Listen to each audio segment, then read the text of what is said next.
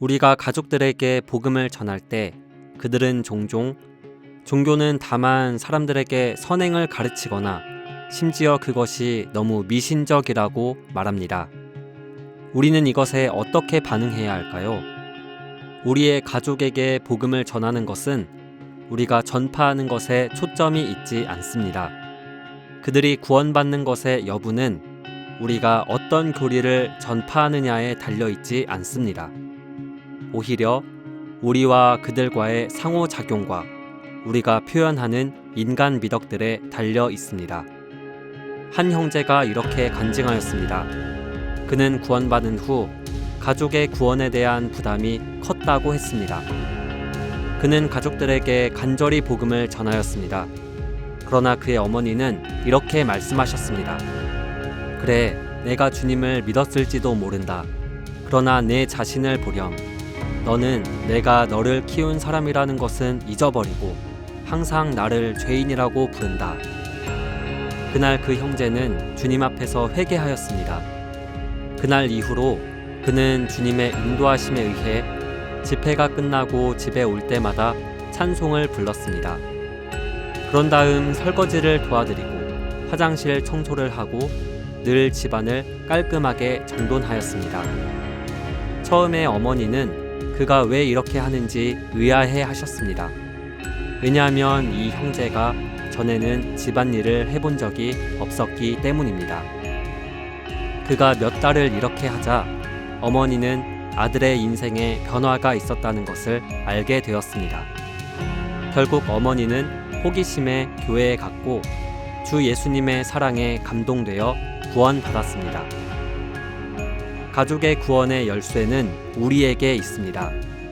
우리의 가족들이 구원받기를 갈망한다면 우리가 먼저 주님을 누리고 가정에서 정상적인 인간 생활을 해야 합니다. 그러면 그들은 당신의 믿음이 매우 좋다는 것을 깨달을 것입니다. 잘 생각해 보십시오. 우리에게 이끌리지 않겠습니까? 만일 누군가 당신에게 이렇게 말한다고 합시다. 어떤 사람이 주 예수님을 믿지는 않지만 살면서 많은 선행을 했습니다. 단지 그가 주 예수님을 믿지 않는다는 이유로 여전히 낙원에 들어갈 수 없다는 것을 저는 받아들일 수가 없습니다. 그는 이러한 관념을 받아들일 수 없을지도 모릅니다. 그렇다면 우리는 이것을 어떻게 설명해야 할까요? 이것은 우리가 대학에서 공부하는 것에 비유할 수 있습니다. 학생으로서 당신은 졸업하기 전 학교에서 지정한 과목을 이수해야 합니다. 학생이 교수님께 이렇게 말할지도 모릅니다. 저는 많은 자선 사업에 참여했고 선행도 많이 했습니다. 왜 제가 졸업을 못합니까? 당신이 교수라면 그에게 이렇게 말할 것입니다. 네, 학생은 매우 잘했어요.